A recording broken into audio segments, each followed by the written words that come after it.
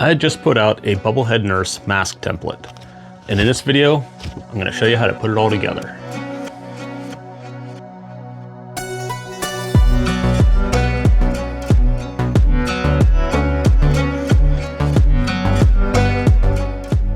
So, real quick backstory. This summer, I made myself a Pyramid Head costume, the full thing, just in time for a convention. My wife was volunteering at the convention that year, so I wasn't really going to be making her anything. The only day she had off was the day that I was competing, so she could be kind of my handler for the day. But I got the costume done early, and then ended up having a week to make her a costume. So to go along with my Pyramid Head, I made her a Bubblehead nurse in a week. There's no video out for that yet, but there will be. This was the result of that 1 week costume. It's not perfect, but it got the job done. Anyway, what happened though is that I did save my templates for making that helmet. I went through and revised that template over and over until I got something that I was happy with, and then I digitized the new template to what we have here. So what we'll be doing in this video is we'll be going through this brand new template to get something a little closer to the original version of the Bubblehead nurse. Now, that said, this template, it kind of draws inspiration from both the original Bubblehead and the remake's version of the Bubblehead. There are differences in those two faces. Probably the biggest difference is in the mouth. In the original, there's kind of a ball in the mouth. If you've ever seen the video for Fukuro, which is a Pyramid Head video, the very opening scene has a mouth opening and closing with a ball inside of it. This is the same exact shape that you see in the 3D model of the original Bubblehead. The other difference is that the remake adds a red square in front of the mouth. This has become like a popular addition to the Bubblehead nurse over like maybe the last 10 years. But in the original, there is no square in front of the mouth. What there is instead is a bunch of like floating bloodlines. There's a handful. Some people call them teeth. Some people call it dirt. Some people call it blood. In my personal opinion, I think what it is just meant to obscure the mouth. If you were to look at those effects on original hardware on an old CRT TV, it obscures the mouth and makes everything a little bit blurry. And when you look at the original concept art, it's the same thing. There's like a scratchy haze over the mouth, no square. I don't know where the square thing came from, but those are the two major differences between the remake and the original. So if you are doing one or the other, it's kind of something to keep in mind. This is based off of the original version, so it has that ball in the mouth. Oh, I should also note that this is not the final version of the template. This is just during my mock-up phase. We will be going full in detail on how to construct this thing. So before we begin, what all do we need?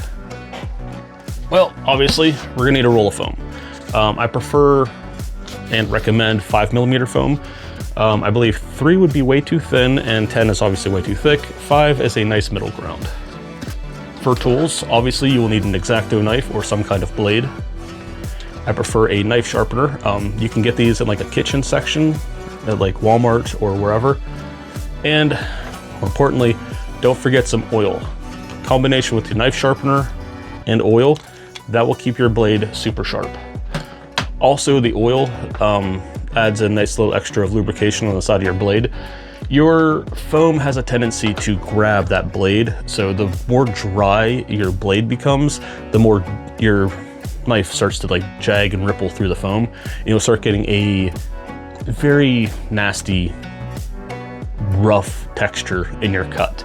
So the oil is always nice to have. What I do with that is I'll usually just spray a little bit into the knife sharpener like this. And that's all you need. And then when you go to sharpen your knife, it gets a little extra oil on the side of the blade while it's doing it. So you will also need a Dremel. This will be in after the phase of assembling everything. We'll have to start smoothing things out. And during the forming process before gluing, you'll also need a heat gun. If you don't have a heat gun, a hairdryer is just as fine. They are not as high temp, but you know, just have it on there a little bit longer and you'll get the same result. Hairdryer or heat gun. This will be very important for a few spots later on, which I did not use in this, but in the cheeks and in the ball in the mouth, you will need a heat gun there to kind of help form that. So that said, let's start cutting this out and we'll start transferring this to foam. Now this template is divided up into several sections. Here you have the front of the face, the forehead and the ear flaps, the ball in the mouth, the back of the head, and the nurse cap. Depending on your printer settings and the printer you have, you will have to this will require some trimming. If you see the edge of my paper here does not print to the edge, so I'll have to trim all of that out, which is always fun. Another thing to note is these arrows. Anywhere where there is an arrow, that is the direction for your angle cuts. This will come into play more when we go to do our actual foam cutting, but for now, just keep in mind that those arrows are important. All right, so while I'm cutting this up, let's talk about the template real quick. So I do have a little bit of instructions up here in the top corner, but I'll still explain it anyway. If you see here, everything's labeled R, R, R. So this template only includes the right side. To do the left side, you'll just have to flip everything upside down, and everything that's labeled R will just be an L. So right side, left side. Now, if you see pieces like this on the nose, or in the center of the upper lip, or down here in the chin, where there is no R or L, that means it doesn't need flipped. This piece here just spans the entire way across. So technically, if it was to be an R and an L, there would just be a split here in the center. But there's no need for that because it's a fully symmetrical piece. I can just run it the whole way across. The reason pieces like this in the forehead don't is because they have at least a little bit of a curve to them. And if I left it straight, it wouldn't perfectly form over the forehead. Same with here on the nose. If you see the arrows here, that means that this entire edge right here, from here to here, will be an inward angle cut. And up here, you see there is no arrows at all. That means that's going to be a straight cut. Same with this little spot here on the nose as well. This is more or less the bridge of the nose. This slit here allows this portion on top to lay down and then do a very sharp swoop up when it's put together. So the way I'm doing that is this bottom line here will have an outward angle cut, and this top line here will be a straight cut. So when those two get put together, it'll cause a 45-degree angle on that line. Another thing to note in several spots, so you see here I have these kind of like alignment marks. They serve two purposes. One, it lets you know that this corner here will butt up against this corner here, but also we have an angle cut right here on this line here saying this has to come out, but we don't have anything after this line saying anything. So what that means is that this entire section right here is an outward angle cut. And then this entire section here is a straight cut because there's no markings at all. This piece here is a little harder to tell. I tried my best to try and get it somewhat comprehensive, but more or less both this entire side here and this side here are both angle cuts. So these ones here will be facing outward, and then this one here will be facing inward. More or less they both kind of go in the same direction. And then this dotted line here, I do make note of it here as well. We'll be doing a V cut on the inside of that piece so that the piece can kind of get folded inward and create kind of a 45 to 90 degree angle there without any actual cuts and seams. When we get to that point, I will I'll show that.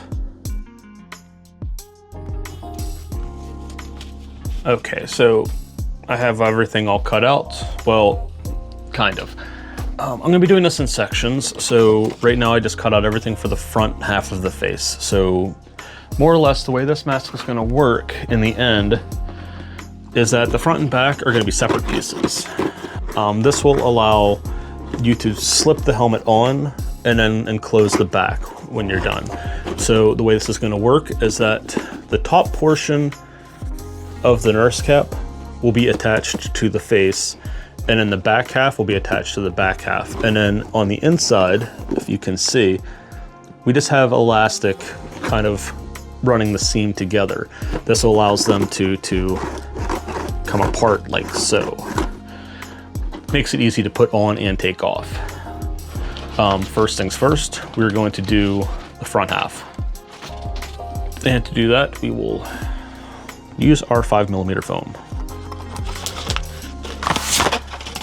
This stuff usually comes in different colors, usually white, black, gray, or if you get the squares from like Hobby Lobby and stuff, they can come in literally any color.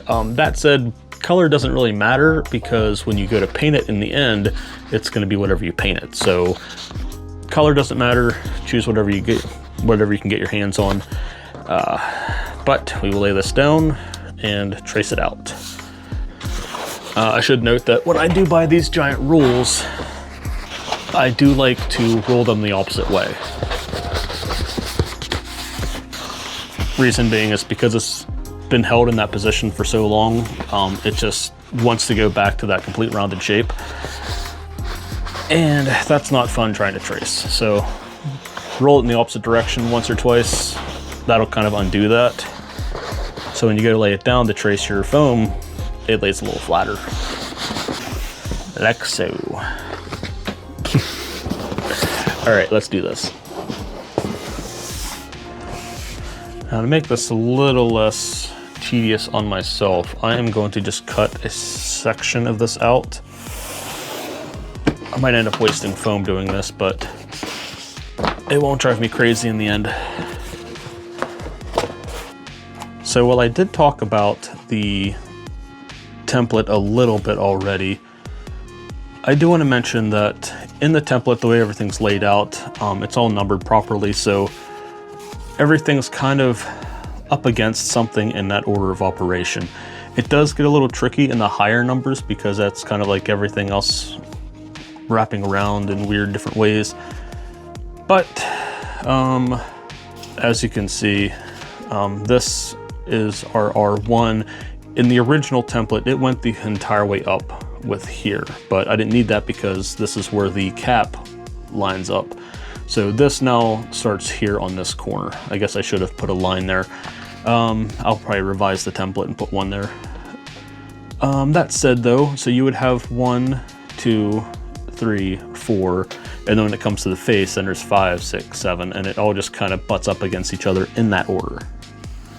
Again, with these arrows, just make sure you keep in mind where they are. So I'm marking outside of the trace where those arrows are. And then I'm also going to label the piece on here. So that's R19. And then same with these alignment markings. I'm going to make sure I keep note of those as well. Same with this.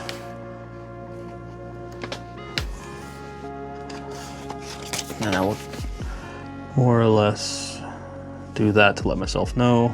Transfer the numbers. And then also don't forget that to make the left, we also need to flip that. It will make transferring your arrows a little harder, but as long as you reference this or just flip it upside down and remind yourself, you can also just kind of mark it on the other side if you want. That works as well.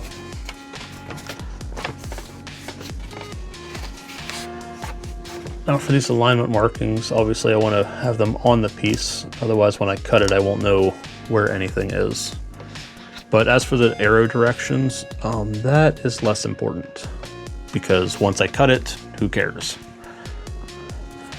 All right, now to trace out the other side.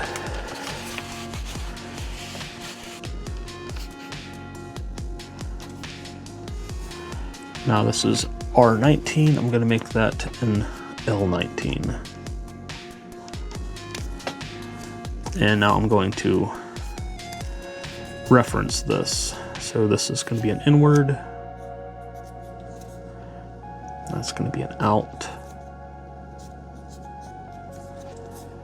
And that is, so now I know. That goes out, that goes out, that goes in, that goes in. So this side is in, that side is out. Okay, what direction, what are we dealing with here? So that's L3, L4. Our alignment markings right here. Don't see any directional angle cuts. I will describe the back of this.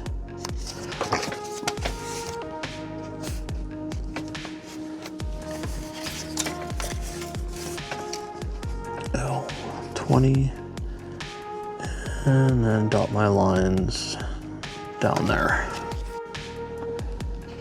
Now I do recommend keeping up the template on your screen or your phone while doing this, or at least referencing it, because especially when it comes time to putting all this together, because in the template, like, all the pieces are butted up in order, but it does get a little tricky from time to time just because of the numbering I have on these, because it is hard to number all of this in order to make sense. The center mouth, well, this would be the chin and lower lip right here. This is 13's the lower lip, and then these make up the chin. This is the underside, and then these make up the actual bulge of the chin. Well, all of my arrows are on the outside. I will have to put one on the inside here because it's such a cramped spot. Now again, 11 and 12 make up the nose, and then the, oh, I don't know what that piece is. In the very top center of your top lip, the part that swoops inward, that would be that. And then R10 is then the rest of the upper lip. One thing I should mention though is do not throw these out until you glue everything together. There's a good chance, and I do it all the time myself, that I do a wrong angle cut or cut something wrong or mess something up, and I need to retrace the piece on a new piece of foam and start over. Save your piece until you know for sure you don't need it anymore. I should also mention these alignment markings on the cheeks. These three in particular. Yeah, so this portion here, from this line to this line, this whole section here, lines up with this. And then this section here lines up with the mouth here. And then this section here then lines up with the bottom lip, which is number 13. I should also mention, so in these center chin pieces, I have arrows both in the left and right, but I don't have any in the center. Keep in mind that because I don't have any alignment markings in between any of that this is going to be an angled cut the entire way across. The only reason I didn't put any in the center is because the number's there. If there was a line like this here and there, then that would then signify that there might be a change somewhere. But I don't have any of them, so these will be an angled cut the whole way across. All right, now that we have our entire thing all traced out, we're good to cut.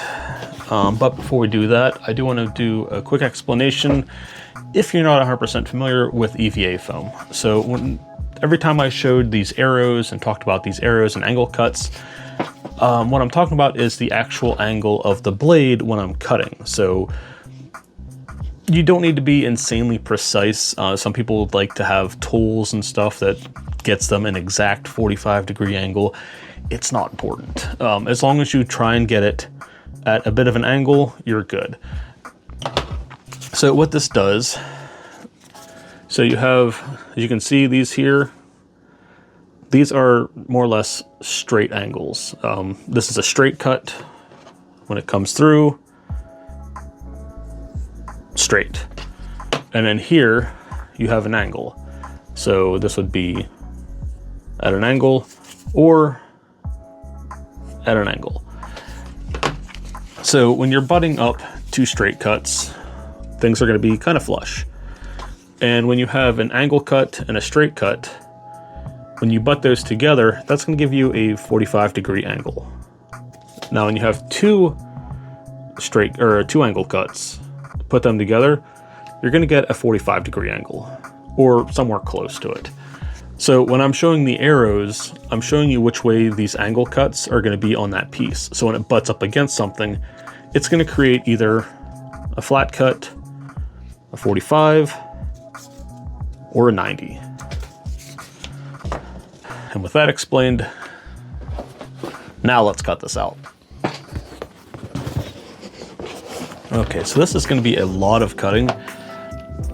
I probably haven't mentioned it, but I probably should have, is that this is more of an advanced template because there is a lot of parts and a lot of angles, and this is just the front half of the mask. That said, this is the most complicated part of the mask. The back half is a lot simpler. So because this is a lot of cutting, I am going to keep a lot of oil in this thing. And I'm going to make sure this stays sharp. I also did swap this out for a brand new blade. I'm going to try and also keep everything in a group when I set it aside after cutting it. But like I did say earlier, I have my template set aside in case I do mess one of these up. Where do I even want to start? You know what? I'm going to break this all off into sections. Holy crap. There we go. Not to complain, but so the foam I'm using right now is from Hobby Lobby. Usually their foam's been pretty decent, but lately they switched their large rolls of foam to their Silly Winks brand, and the foam consistency has changed since then. This new stuff feels very gummy. It's hard to explain. I don't know the technicality when it comes to like the durometer of this foam. Some are like very stiff and hard. Some are very like rubbery almost. I have mentioned it in the past on the channel that the foam that Michaels had or used to have in their store, I don't know if they still even have it, but it was an insanely gummy foam. It was good for their dowel rods that they had, but it was not good for their actual foam pieces, or their foam sheets, I mean.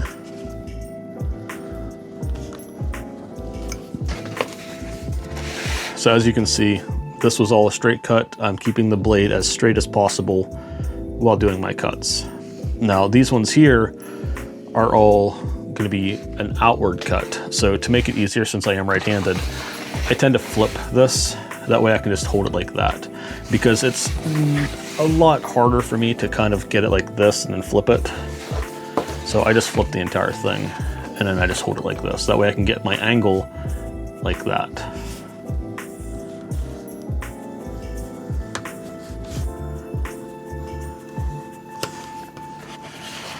Now I'll do the same here, since this one is an inside angle cut. Since I am right-handed, this is how I like to go about doing all my angle cuts.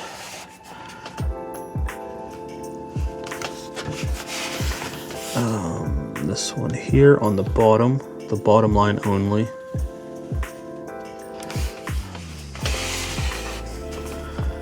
This here. Whoops, there we go. That's in, that's out, that one's out. But you can see I'm just keeping, all I'm really doing is, since I'm right-handed, I'm keeping the arrow to my left. That way I can just hold the blade like this and then just bring it across rather than straight. So that'll keep it at an angle cut, and I'm always facing the direction of the arrow. It's a nice lazy way to do your angle cuts, all in one. Have I forgotten any yet? These ones here. Also, while you're cutting, always try to make sure that your hand is away from the blade. Never have your hand like this while cutting, because if you slip, that's going right into your finger. Not a good time. I've done it. So always make sure that you are away from wherever you're pulling. Either you're up here or you're like over to the side. As long as you're away from the direction that blade's going, so it doesn't slip and cut you instead. Okay, all the angle cuts are done on this one. All I gotta do is just the straights. And with all of these should just pop right out.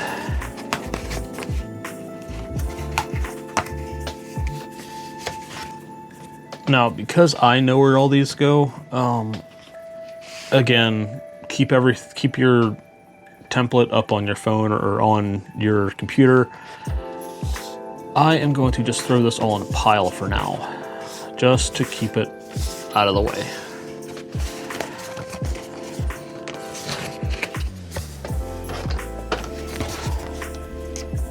Now, you will hear some cosplayers say that like you need to sharpen your blade every X number of cuts.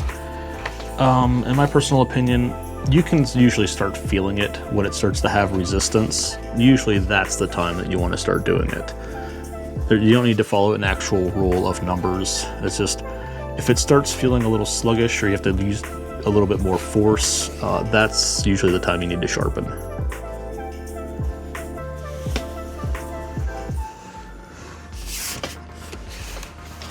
Okay, now that I got everything all cut up, now time to glue everything together. I might have forgotten to mention this in the things that you'll need, but contact cement is our weapon of choice.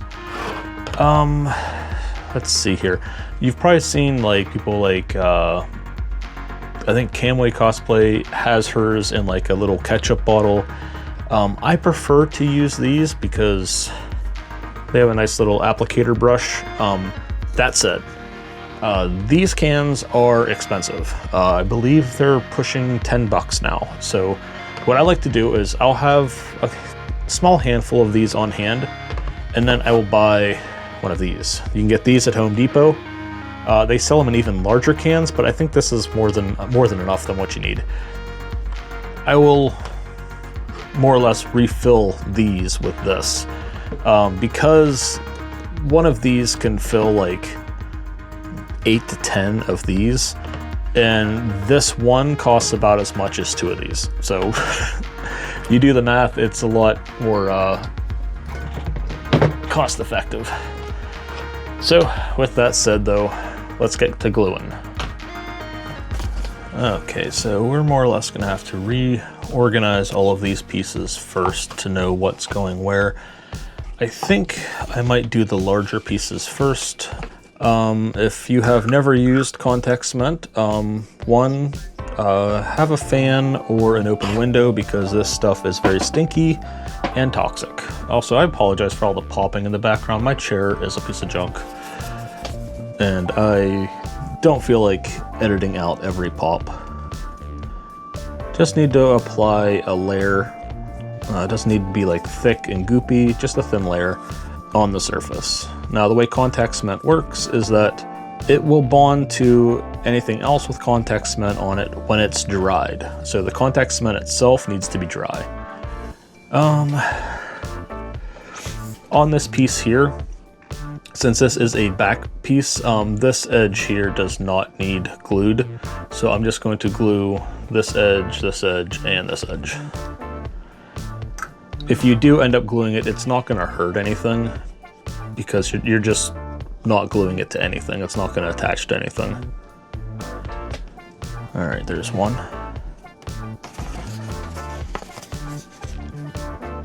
As for right now, I don't need to really glue this either. This is where the front part of the nurse cap will end up lining up with. Also, I will explain here in a little bit once I start gluing things together. So on R2, this part here that I have facing an outward angle cut, this is actually going to overlap a piece on the forehead. So we don't need to glue this outward part here. We're actually going to glue underneath. And again, if you do end up putting glue here, that it's not going to hurt anything, because it's not attaching to anything. It won't mess up your paint job in the end. We'll be sealing this stuff anyway, so it won't be affected. Oh, I almost forgot. I'm gonna have to go back and cut something. Okay, so what I meant earlier for the dotted line, I'll be cutting that on this side here. So, I'm going to do, before I glue this, I'm going to mark the back side of this. Okay. I'm going to do a V cut. So what I'm going to do is an angle cut going both ways, but I'm not going so deep, I'm going the whole way through. This usually takes a little bit of practice. You don't have to go deep, just enough to break the surface.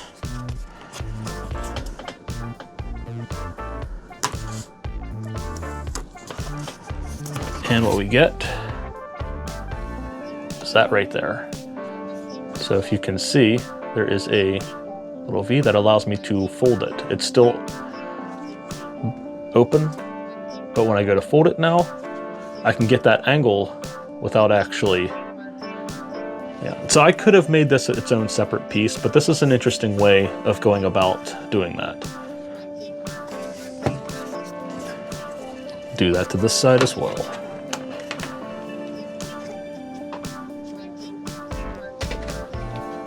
All right, so that's the side pieces all done. Normally, contact cement takes about 3 to 5 minutes to dry. That said, because I started here to here, these should already be dry, so I'll start assembling these. By the time I'm done assembling these should be dry. Let's start with the simplest part first and just lining up these pieces here.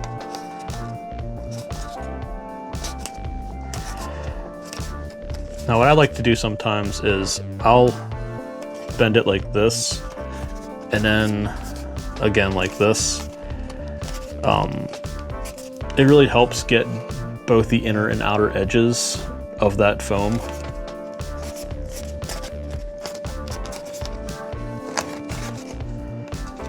Oops, you can already see how well contact cement works. Just touching each other is enough to make everything stick. Okay. So let's attach these two first. So you can kind of already see how they will fit together. This corner is where they all match. Did I? Yeah. Oh, that's right. Whoops, I completely forgot.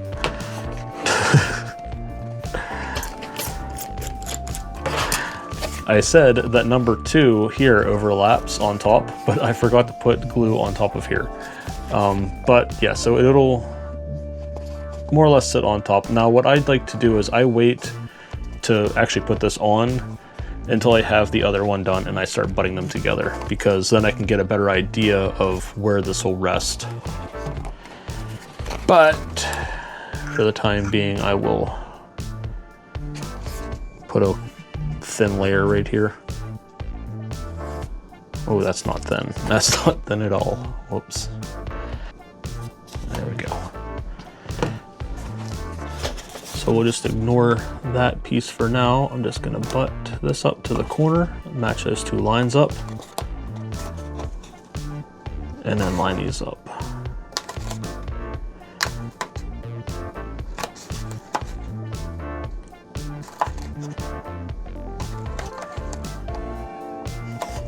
Just work my way down, applying pressure to make sure the two pieces bond.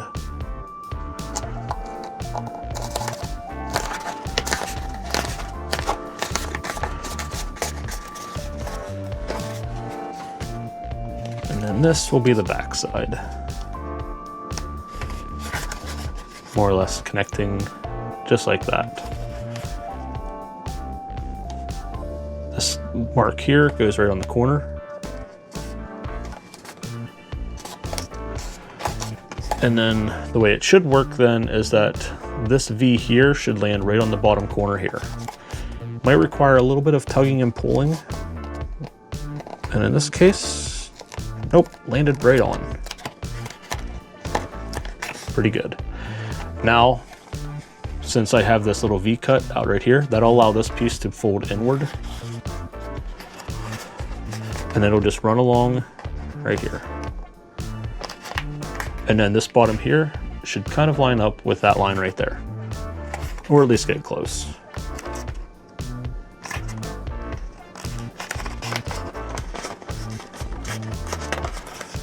All right, then we'll finish up this part right here. This tip here should then more or less line up right there. I don't remember if I made a remark, but I'll need to put a alignment mark right there for the final template.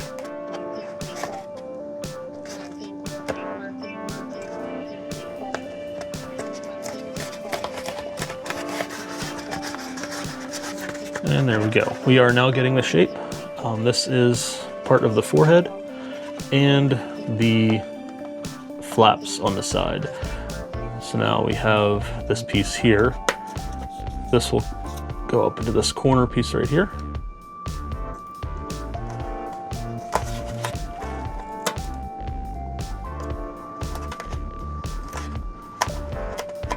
And it'll end right down at the dotted line.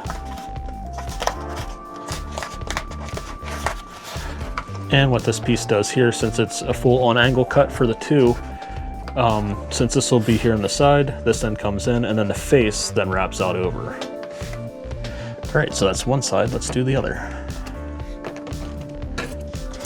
Okay. Let's see. Yeah, I'll leave these alone for now. Usually when it comes to putting the entire center seam of the full face together is a pain in the butt regardless. But for now, we'll just we'll leave these sit. We'll start laying all of these out.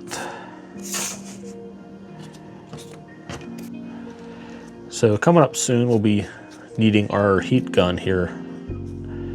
We'll be using it a couple times in this build, mostly to just round certain things out, like the forehead and the ear flaps, but most importantly will be things like the cheek and the ball in the mouth. These small pieces are also a pain in the butt to glue. This is usually the point I start getting glue all over my fingers. There is no escaping it. This entire portion of number 13 doesn't need glued because that's going to be the opening of the mouth. This is the, number 13 is the bottom lip.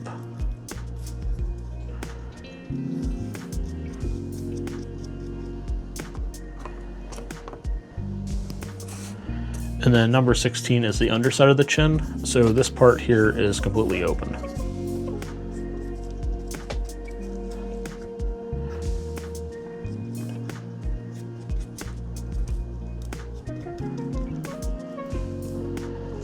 Same with number 10. It attaches to 12 over here. Those make up the top lip, so the bottom portion of this does not need glued.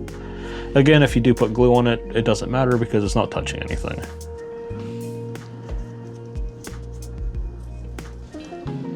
Okay. There we go. Now again, the reason I like this little assembly line process is because since I started here, well actually I started in the center and then worked my way over here and over here. Again, contact cement takes about 3 to 5 minutes to dry depending on how much you actually use. So all of these will be dry by the time I'm actually done applying my glue. Chair keeps squeaking.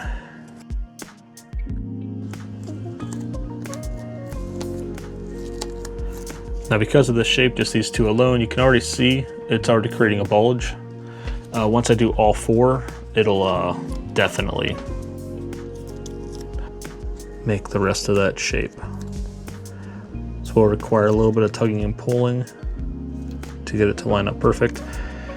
Now that said, this here is not all of it is going to be exposed. So it matching up perfectly doesn't matter. We're just getting like the general shape.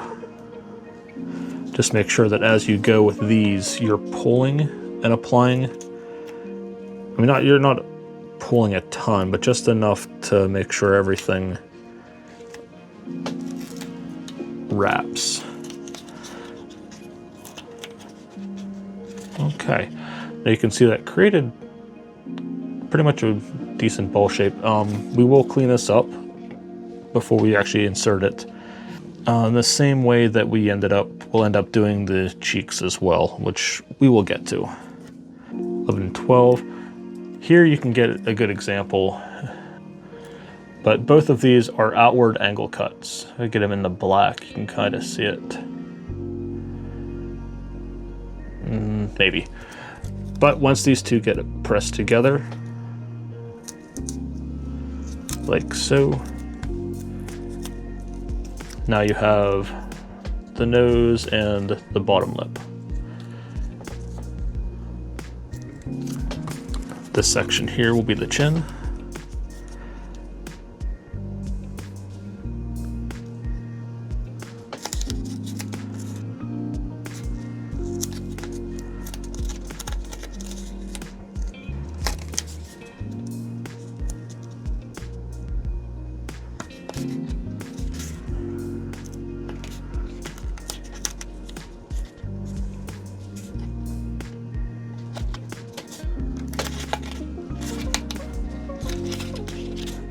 Go, just like that. And this is where we get to see that bridge of the nose portion that I was talking about. So this has an outward angle cut and this one has a straight. So when these come together, it pulls this one inward and then up, creating kind of a, as you can see, kind of. But it's going to allow that bridge of the nose to go and then up to the forehead.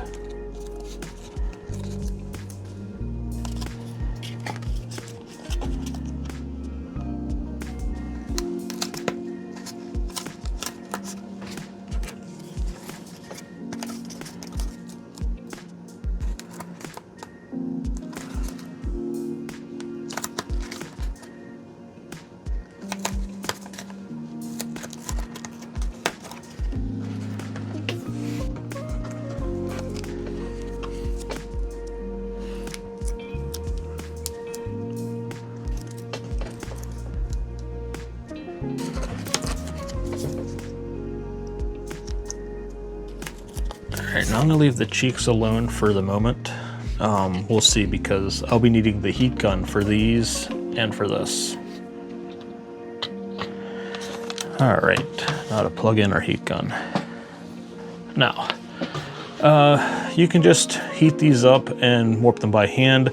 I have an assortment of random wooden objects. I don't even remember where I got them, but I have a bunch of these like balls. Now, this is where I actually got my template for this ball here. So I'm going to be able to use that to get that to shape. I'm also going to use it to round out the cheeks as well. So the way I'm going to do this, I'm just going to take my heat gun.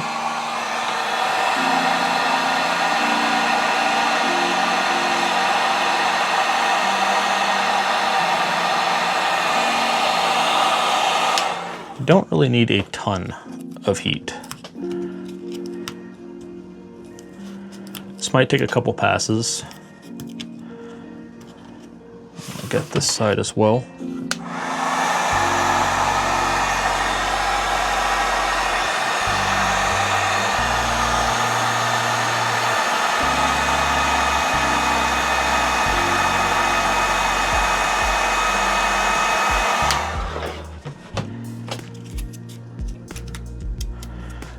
Now again, if you are using a hair dryer, this might be a little different. You might need a little bit more time, but really you don't need a ton.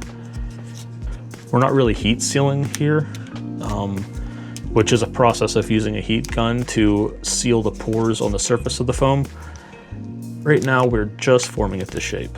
And as you can see, that's all we really needed. Now we'll do the same to this side. Okay, that got the shape we needed, so now we'll just do it one more time with this. Hey, don't roll away. Oh yes, that does get very hot, so that's why I'm only doing it in short bursts, because I don't want to burn my hands. I do like doing it from the inside though, because again, because of it breaking down the glue or softening the glue up, that being on the inside first is going to be the first part to go, not the outside. So your seam is going to be a lot more safe in that regard. Plus, when you consider the fact that you have an inside and outside surface, your inside needs to bend more than the outside does. So heating that up first allows it to bend more. There we go. It didn't change much, but it helps smooth some things out. So that's good. I don't need this for now, so I will unplug it and set it aside. Same with this. All right, now we can get back to gluing this all together. So this is the bridge and the side of the nose. This is the base of the nose. And then I'll leave this part here unchecked for now, just because these two have to come together, and then that's gonna make the top portion of the nose. And now that I have those together, I'm going to bring these together. I'll do the same for the forehead, trying to line up all the pieces. One thing I do like about templates is, so because everything's split down the side, you can just use that as an alignment mark.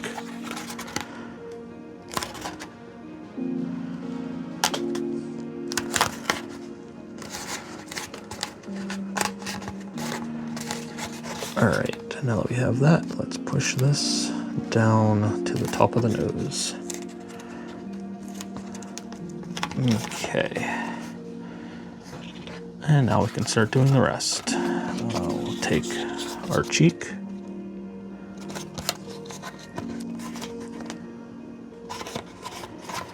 And our other cheek.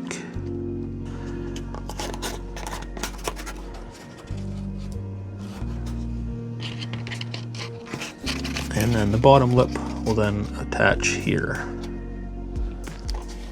Just like that.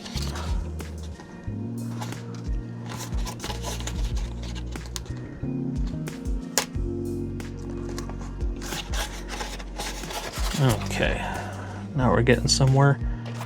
That said, I will not put this in yet, because we will have to do a pass with the Dremel. Also, using this again to heat that up will also help as well. And I already put my hot glue or my heat gun away, so I guess that'll wait.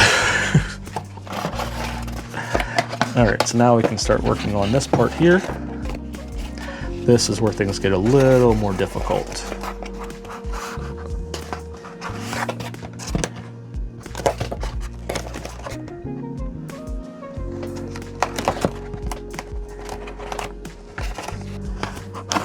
I'm gonna do the side flaps last, just because I can get my hands here to help push everything.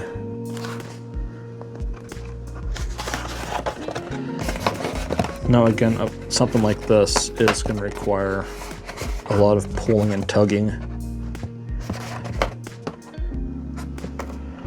to get it to line up just perfect. Especially when you're trying to get pressure to actually get the contact cement to bond.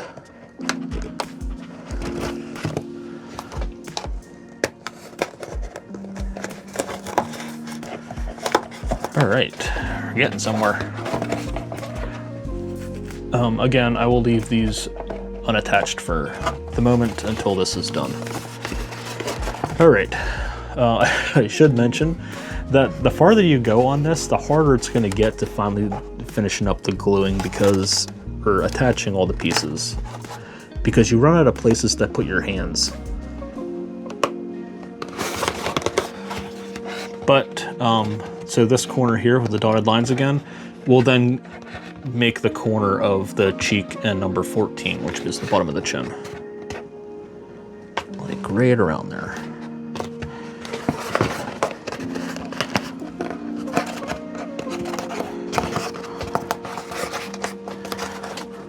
There we go. Now what I'm doing is this line here on the inside, I'm pinching that while also kind of using my fingers here to kind of push it in. What I'm doing is more or less I'm kind of doing this and then pinching. This is just to make sure that the contact cement is made. All right, getting somewhere. One down, let's see how much of a pain in the butt this one becomes. I was not kidding either when I said this is a pain in the butt. Finalizing this last bit is probably the hardest part of this whole mask's construction. So be patient, but also make sure you apply enough force, as it is tight. But if you do manage to get it just right, the cheek should go in right where this curves out, and then this curve in part will go right along number 8, and then the curve back out will then be for number 7, and then the point starts at number 6 and wraps up. That said, these pieces down here kind of do touch, but also don't. The number 15, you can make it work, kind of. It does at least help pull it into shape some. Not necessarily, though. In reality, though, probably is better to just, yeah, let's do that while we're at it. What I'm gonna do is I'm gonna actually put glue on the edge of this rather than on the corner.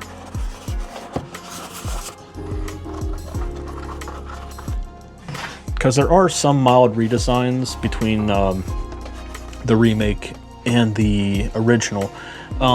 This is kind of pulling a little bit from both, because the remake, the face is a little bit more rounded, and the original, it's more narrow. Little bit of a personal taste. I do like the more rounded look. It looks more, I'm not sure the best way to describe it. It looks more appealing, even though that's not something you should probably be considering for a monster in Silent Hill. But the original, the features are a lot harder to tell. But pulling these in will help kind of pull some of that in. Get these back on top. Now, it doesn't need to be a ton overlapping. What I like to consider is where the actual draw line should match here, and then just the excess from this angle cut will overhang. Now, that's not something you can really see, so it's more of an eyeball guess kind of thing. And then once you have that connected there on top, I just kind of lift and press to try and get everything to line perfect.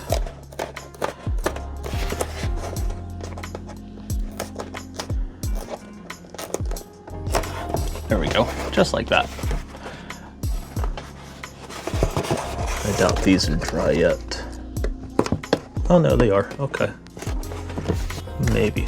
Now for the very bottom one, I don't attach that one just because I think it would pull it in too tight.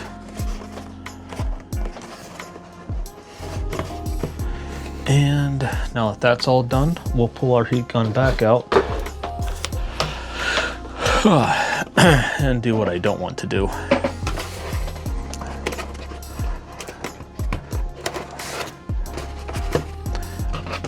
And start heating this up from the inside. I'm going to start with the mouth first, and then I'm going to use my ball again. I have to push that mouth out and open.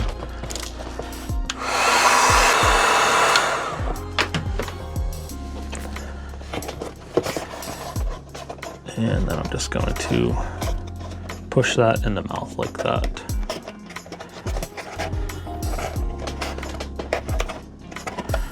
This is going to separate the foam just a little bit. I'll have to go back and re-glue. That said, after all of this is constructed and all of these seams are dremeled down and smooth, then we'll be using foam clay to smooth everything out. Alright, so I think that should be good for now for the actual Bubblehead nurse mask in the front. I'm going to take a little break before we move on to the back. Okay, I am back from taking my break. So it actually turned out pretty decent. One thing to keep in mind though is that this is not the final product. This is the basic shape. But that said, I am actually surprised that, so this was the final piece that I had made with the template before digitizing it. And then this was the one I made with the template that I digitized. They're almost identical. That means the template turned out pretty good in my opinion. Anyway, I have not glued the mouthpiece in yet. I was gonna wait, but I figure I'm gonna be moving on to the back half of the head here soon, so I might as well just put it in now, because whatever. I do need to take the Dremel to everything, so maybe I'll do that first. I'll have to re-glue this again. That's a good possibility. I just don't want to Dremel things once, do all my cutting, and then Dremel again, because that's a lot of dust. Usually when I do my Dremeling, I prefer to do it all at once, and then just, it makes the cleanup process a lot easier. But I'm just gonna let this sit for a bit while I cut out the rest of the templates and do all that other stuff. You don't need to see me cutting the template out because you already saw me cut out the templates for this. So we'll just cut straight to assembling that, and at some point this will just magically be inside the mouth.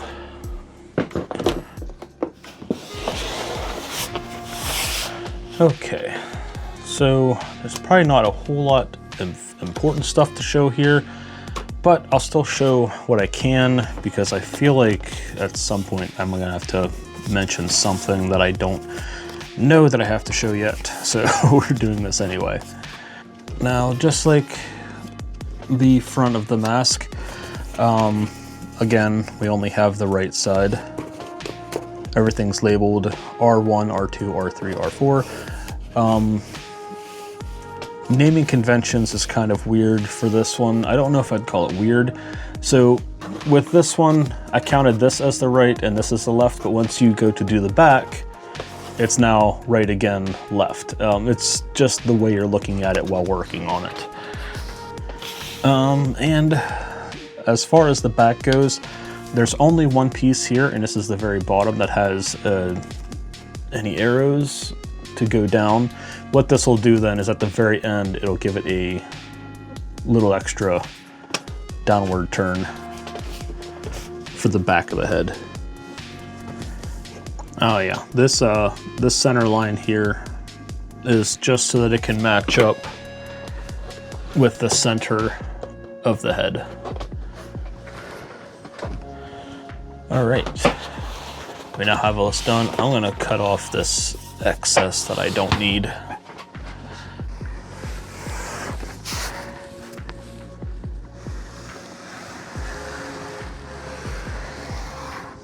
Oh geez, that was a little uneven. It'll be fine.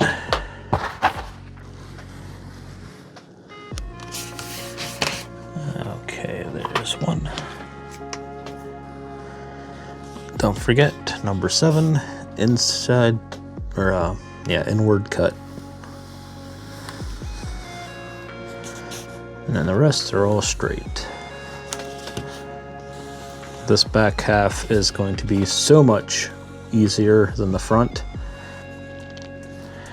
All right, there's another set.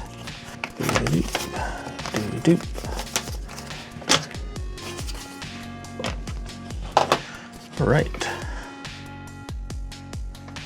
Now with that all done, now we get to glue this all. If you ever get confused on which way to go, I made sure that the lettering is facing the proper direction to line everything up. So as long as when you're tracing your pieces and you write your letters the correct way, you'll always know which direction they face. This shouldn't be too hard to explain, especially once you kind of see it in motion. But, okay, so this is the back of the head. So this is the left side, this is the right side. These are gonna bond together here. So here, here, and up here does not need glue.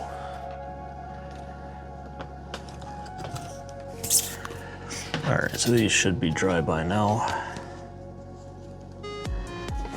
I should do this. Kind of give them a little bit of a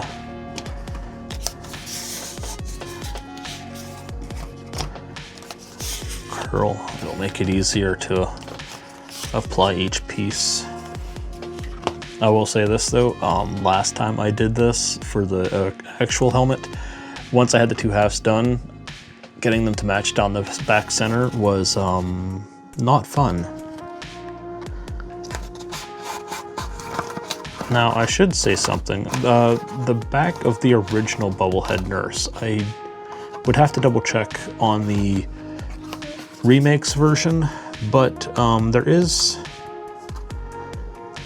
So if you look at like the swirly skin that the movie nurses have, the back of the head for the Bubblehead nurses in the original Silent Hill 2 kind of have that in the back. So the way this all kind of works with these here kind of works with that texture.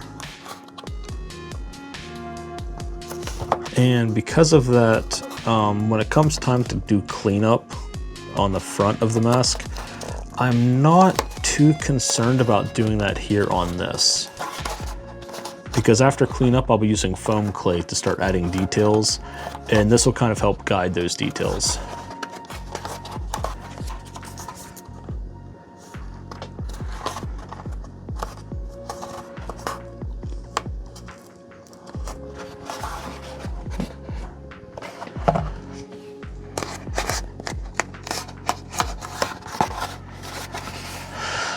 All right, and now for the fun part.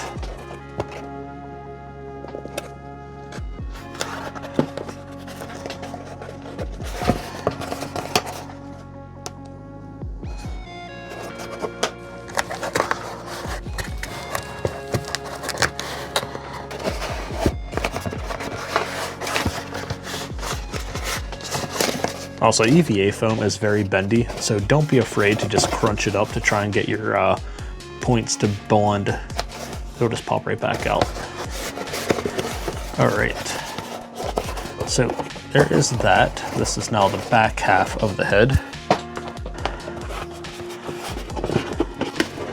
which will then fit inside. Now this is kind of where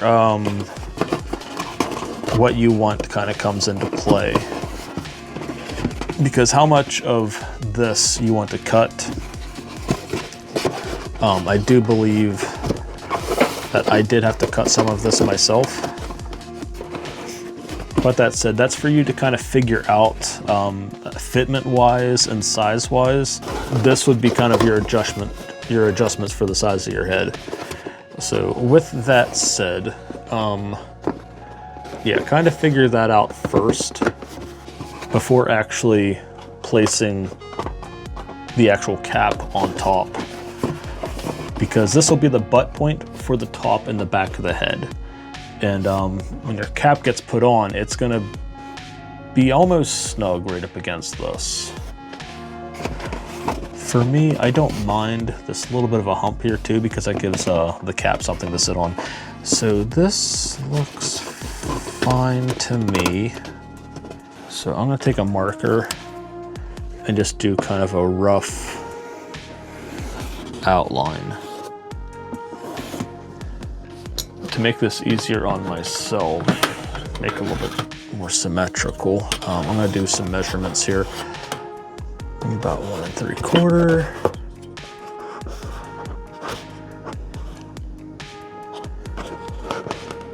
And looks like we're gonna come to a stop at that one.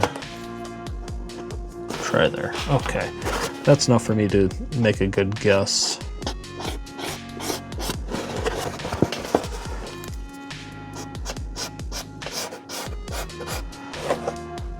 So I'm just kind of getting an idea of where we're at. You know, I'm not going to cut anything. Yeah, I'll let all of that kind of sit in recessed. Maybe just the top, because that is going to have to, yeah, okay. That's what we'll do. All right, so I'm going to make a line here. That's where that's at. I'm just going to draw kind of a straight line from that to the corner of L1 and R1. Reason being is because I don't mind, actually I kind of do want these sides to tuck in behind the ears, but I want this here to be flush up here because the way this will be held will be just with elastic. Yeah, okay. So I'm just going to do this with a pair of scissors. I'm not going to go the entire way to the edge of the line. I'm just going to be a hair on the inside of it. That's all we need. All right, now with that done, I kind of know where my top center is for this. So now we can do this.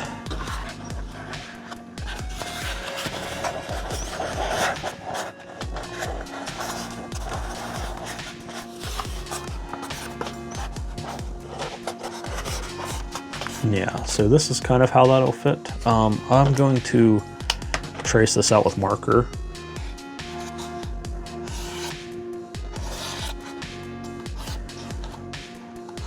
So I have a general idea of where this all fits. And before I actually glue that, even though I already started gluing it, I do think it's Dremel time. Yeah, because otherwise once this gets folded, then I can't actually Dremel the corners as well. So yeah, we are gonna start Dremeling. All right, so Dremeling is insanely messy. Even though I don't have a lot that I'm actually gonna be cleaning up, mostly just smoothing out the details in the front, it's still a mess. Most of the time when you see cosplayers sanding and stuff, they tend to have like either like a homemade vacuum system that's all enclosed and it's all high-tech, or something very fancy made out of like maybe giant Tupperware. Really, you just need something to contain all the dust. Take into consideration the fact that this only spins in one direction, all your dust is going to go that way, towards the back. Usually, if you're like this and you're right-handed, it's going towards you. That's why I made this thing. This is just made out of random insulation foam. I think like 2 sheets that I bought from Home Depot a couple years ago, actually.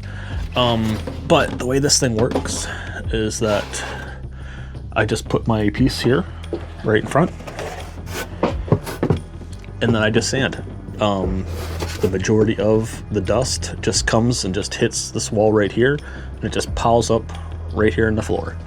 You can see from all the years of use, all the dust that's still kind of like soaked into the foam. But yeah, that's really all you need. I highly recommend making something like this or some kind of enclosure, because it is a mess and it is a pain to clean up, but you don't want to get all that all over yourself, which is why I have that thing. And that's what I'll be using, or at least trying to use. The way the Bubblehead is, everything, all the features are insanely smooth. So I do need to smooth this out as best I can before I do anything else.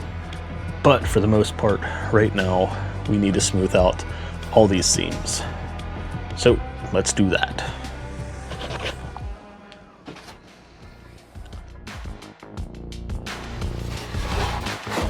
Okay, so even though I'm gonna stand up for this, this will kind of contain everything. My coffee is going in a safe place to hopefully get away from all that. Okay, so right now I see a couple culprits that really need addressed, and the first one is right here. I don't know if the camera will pick it up, but there is a pretty bad seam right there that I done did messed up. Now I should mention that too, if you're not familiar with Dremels and stuff, I do recommend getting ones with multiple settings. So this one has a low, medium, and high. Low is good for not waking anybody up in your house, but also not ripping the crap out of your foam. I prefer somewhere in the middle for this one, but unfortunately, this is what I have.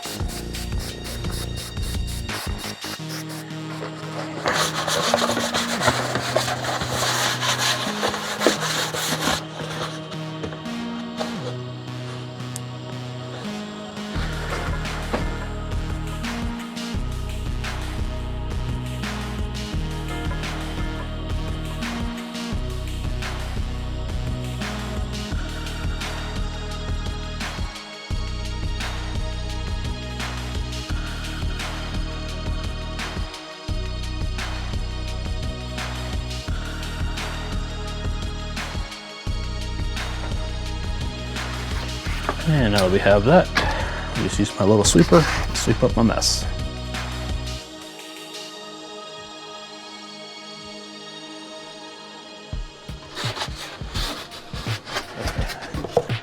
All right, so this actually turned out pretty decent. I smoothed out most of the stuff around the nose, especially on the forehead. Still not perfect, but we can still work with this. Up next, before I go anywhere else to smooth things out and do any other fancy stuff, is I still gotta do the cap. I had already drawn out all this stuff, so really I just need to glue it together and mount it to the head pieces, I guess. Yeah, so let's do that. This cap is based off of an actual nurse cap. I more or less just traced it and transferred it to foam. So normally these things have a button and then 2 holes for the buttons. Flip it down this way, run your button through, run your button through, and then you have your nurse cap. So I did already fold and figure out where I want everything, which is why we have all of our trace marks. And everything still more or less lines up. So everything in those outlines that I did is getting glue.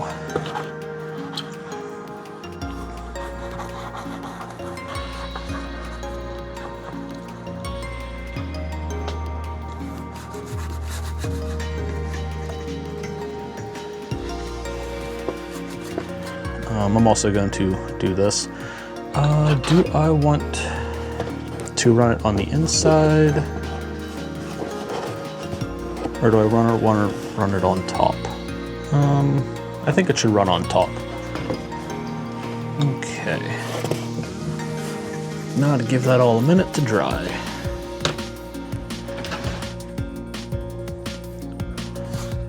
That seems dry enough. Pull this down, fold this over. This actually is where a heat gun can come in handy too, because you can take the heat to the inside and then just kind of fold this to shape.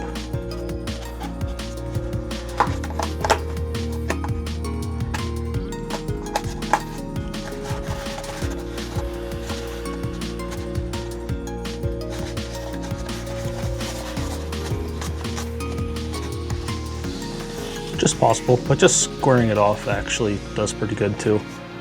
And then we have our back piece. I'll have to wait to trace that, see where that goes. But this seems good now.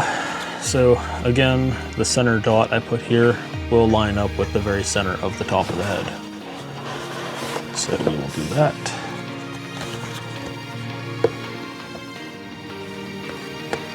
So we'll start at the very center, at the very back. But I believe as we go, it will curve a little bit.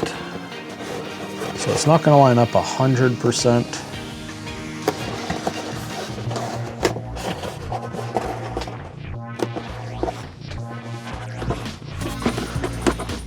Okay, that is up against.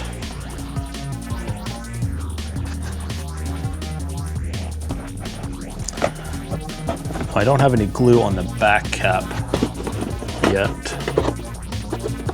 though it's still a little wet, so it might actually stick. The idea, though, right now is just to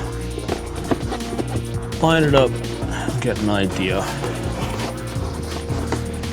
Right there. I feel like that looks good. Yeah, okay. I'll trace this out.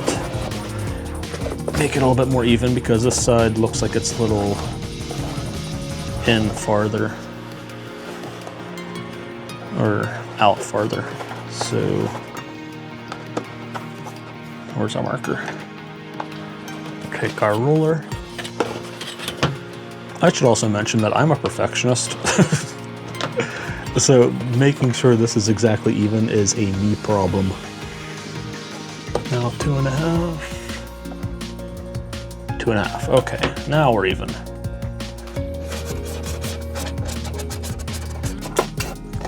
I guess being rough and scratchy should be enough for me to know where it should go.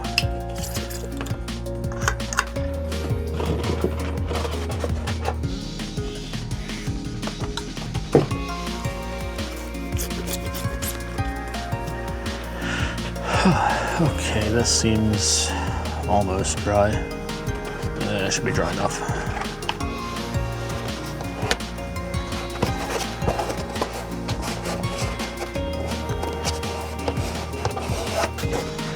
And then inside this it goes.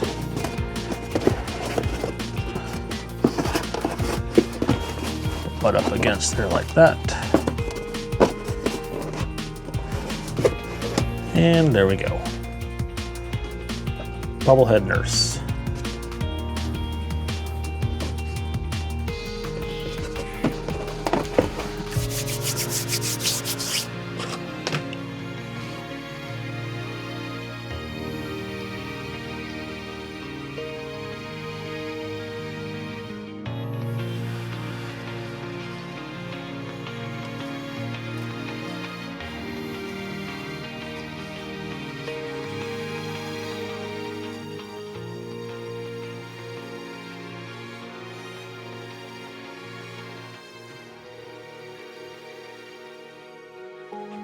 Okay, and there we have it.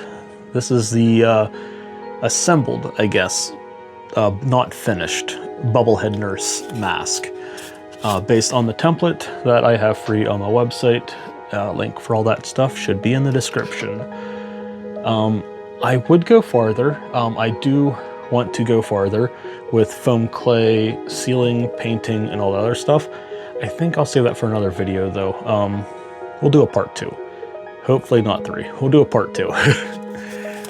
This will just be the video for the building and constructing of the template.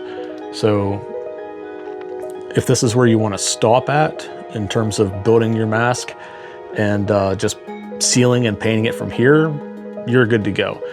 Also, if you do prefer the version from the remake, by all means, cut out a red square and put it here. As far as how are you going to see out of this or breathe, that's a you problem.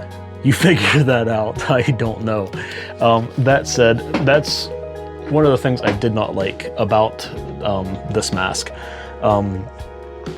So I had cut holes out for the eyes for my wife, And then I just used a ton of Mod Podge and some fabric so that you could still, like, she could see through it, but it looked like it was solid. You can tell where the eye holes are, and it's yeah, it was very rushed. As far as this goes, this mask in particular probably won't have any eye holes at all, so when it is finished, you will be blind in it.